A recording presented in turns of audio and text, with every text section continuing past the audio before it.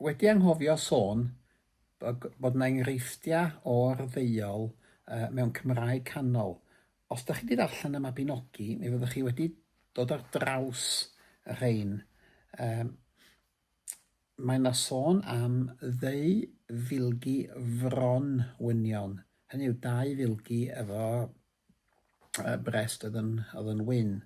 A mae'r treiglo yma. 2 filgi fronwynion. Enghraifft arall ydy'r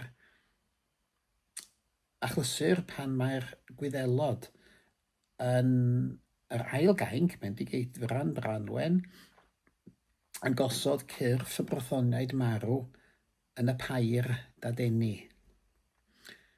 A mae 2 ar y geiriau sydd yma di deu wyddel fonllwm. A mae'n debyg o bonllwm yn golygu bod nhw'n gwisgo dim trwsys. Mi oedd hyn yn nodweddiadol o Wyddelod y cyfnod, neu o rai ohonyn nhw o leia.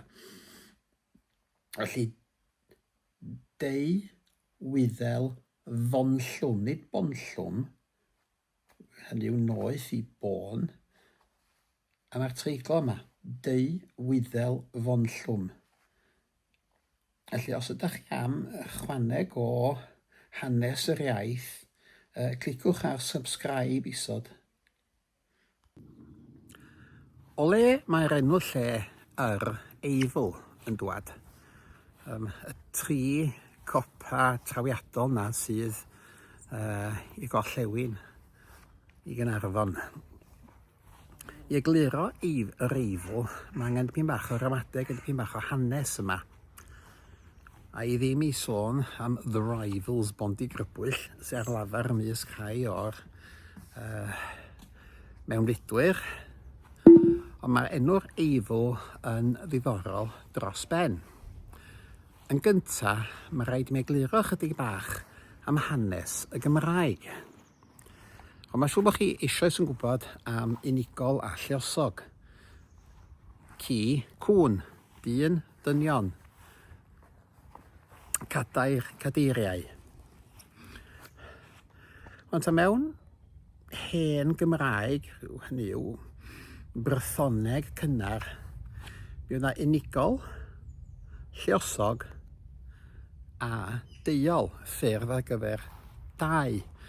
Rhyw olion o hyn yn y Gymraeg o hyd peth geiriau fel Ddwy Fforch,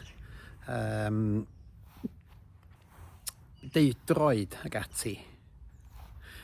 Mae o'n fwy byw, mi oedd o'n fyw iawn mewn Gwyddeleg, a mae olion o fo yn y Llydaweg hefyd. Da ni'n dweud dwlagat, am 2 lygad dwlagat.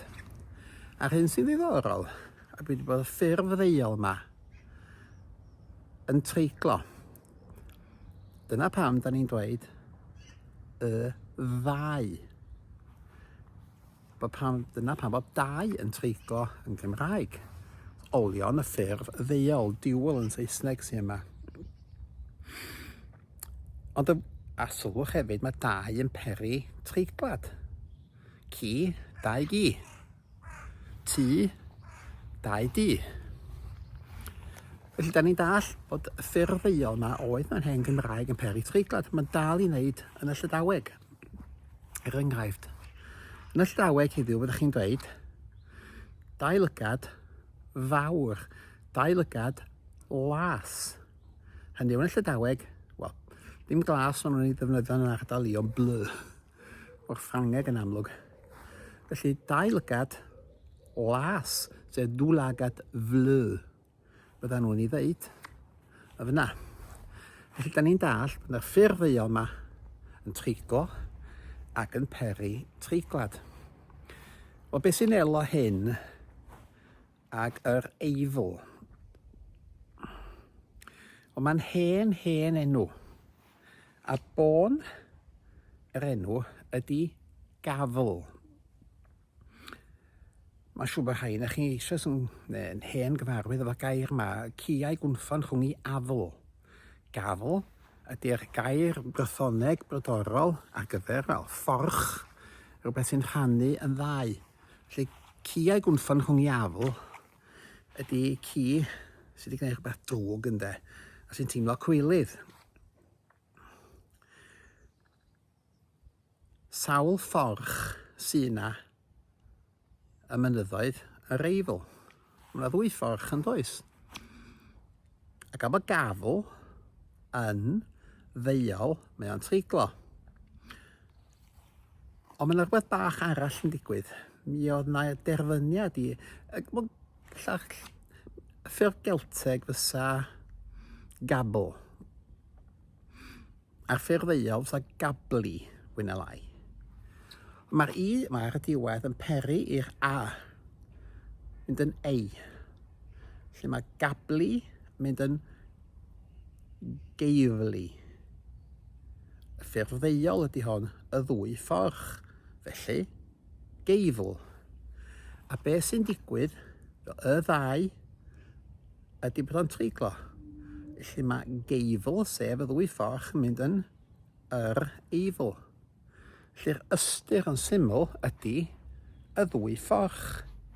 A mae rhaid i'w gweld yn amlwg dros ben o ardal Caernarfon. Ond mae yna fwy i ddweud am y gair yma. Mi oedd y gair gabl yma yn bod yng Gelteg Gâl 2000 o flynyddoedd yn ôl.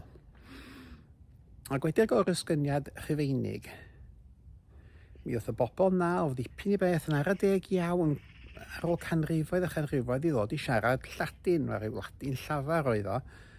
A mi ddaru nhw barhau i ddefnyddio'r gair gafl yma. Am ryw weiwffon, oedd efo'r fforch o ryw fath, fel tryfer illa, da ni ddim wir yn siŵr.